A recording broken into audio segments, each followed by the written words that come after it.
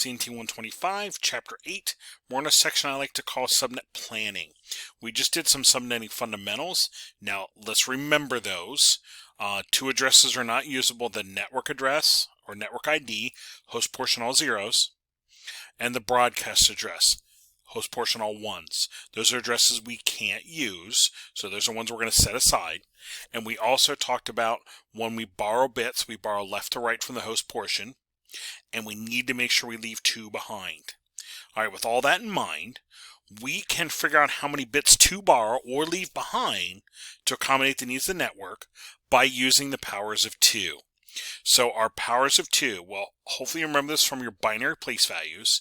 2 to the 0 is the 1 place, 2 to the 1 is the 2 place, 2 to the 2 4 place, 2 to the 3 8 place, etc.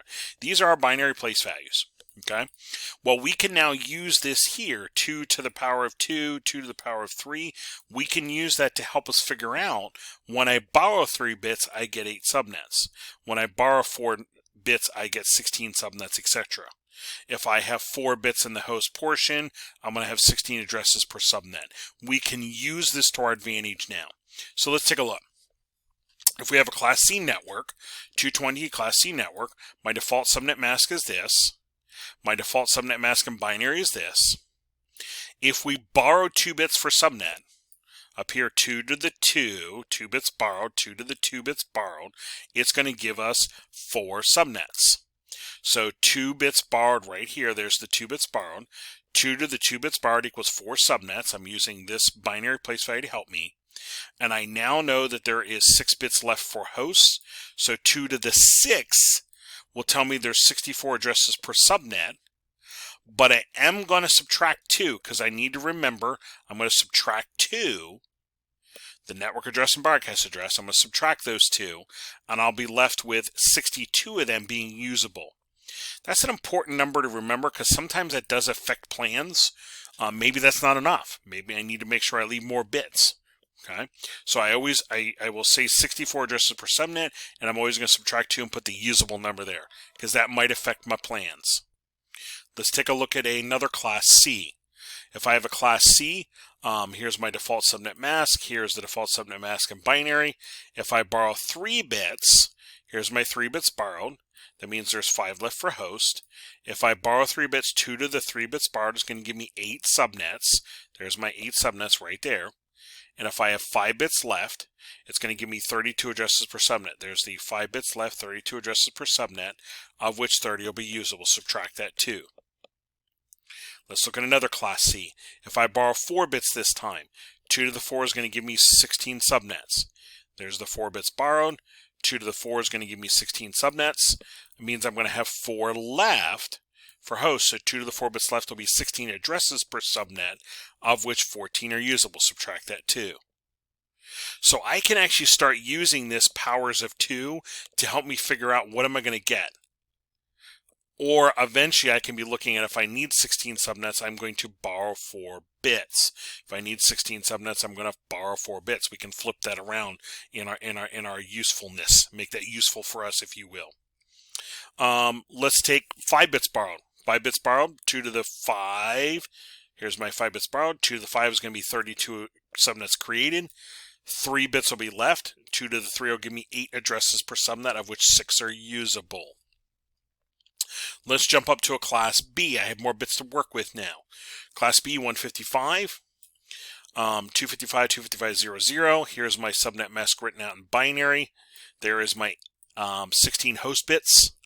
So if we borrow 4 of these, remember it's left to right in the host portion, so it'll be these 4 bits I borrow. 2 to the 4 bits borrowed are going to give me 16 subnets. I'm now going to be left with, I have a few more bits left with, 12. So 8, 9, 10, 11, 12, 2 to the 12 is going to give me 4,096 addresses per subnet. You can either use your calculator to figure that out, do 2x to the y and plug in 12, and that'll give you 4096. Or if you're on a certification exam, you write these out and you keep doubling. 2 to the 8 is 256, 512, 1024, 2048, 4096. Okay, you just keep doubling and just keep track of that and kind of write it out. That's how you would get there. All right, so 4 bits borrowed gives me 16.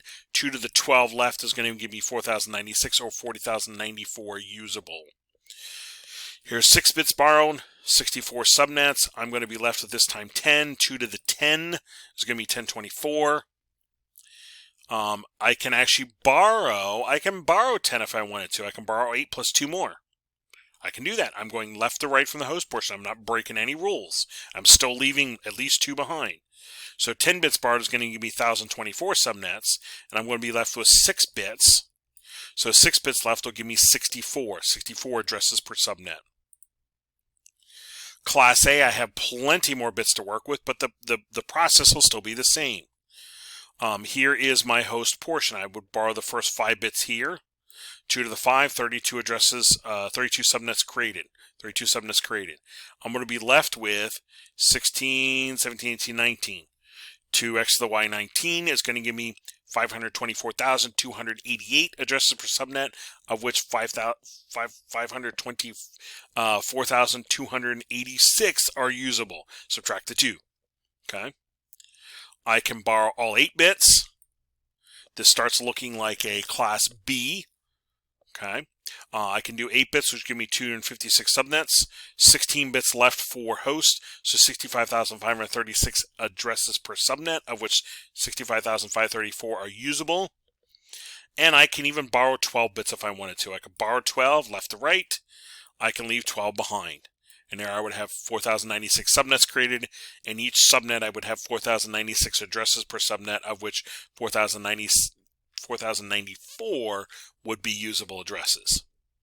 So my planning, I'm remembering the rules left to right, making sure I leave 2 behind, but I'm now using my powers of 2 to help me figure out what am I going to get? What am I going to get when I do this?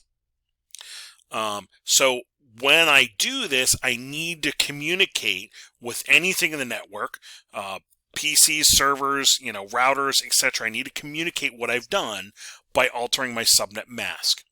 So if I take some of these same examples, Class C network, if I borrow 2 bits, what I do is I write this last octet in decimal, so 192, that would communicate it, or I alter the CIDR block notation. This was /24, I add 2 more bits, so I end up with /26. So I either have 192 or /26. That would communicate that I borrowed 2 bits in this network.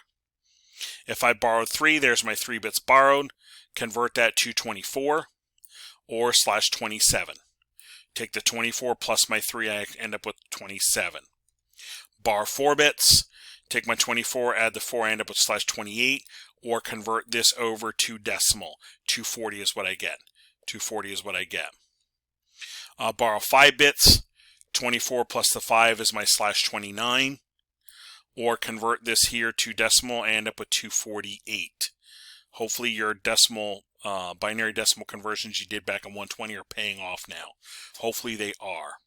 If I have a Class B, process is the same. Right here I originally had /16, add 4 more, I'm going to get /20. I take this octet here, convert to decimal, 240. Okay, 240.0. If I borrowed, what do we have here? 6 bits. I borrowed 6 bits here. 16 plus my 6, I end up with /22. Or I convert this octet over to decimal, 252. 252. If I borrow 10 bits, which again I can do, all 8 here plus 2 more, this octet here becomes 255. And that's why I really need to be paying attention to. This is a 155, so it should be a Class B, but I'm seeing what looks like a Class C subnet mask. Excuse me. So you really need to pay attention to what you're seeing there. And then my last 2 out here. So 16 plus 8 was 24, plus 2 more, 26. So /26 for my CIDR notation. Take this last octet out here, convert it to decimal, I get 192. 192. Here's a Class A.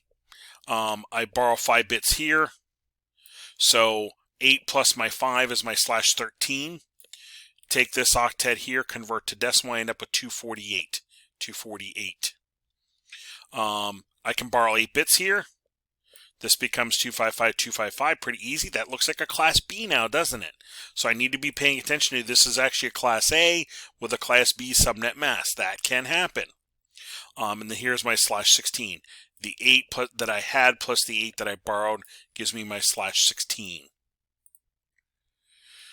Here, Class A, I borrowed all 8 here plus 4 more.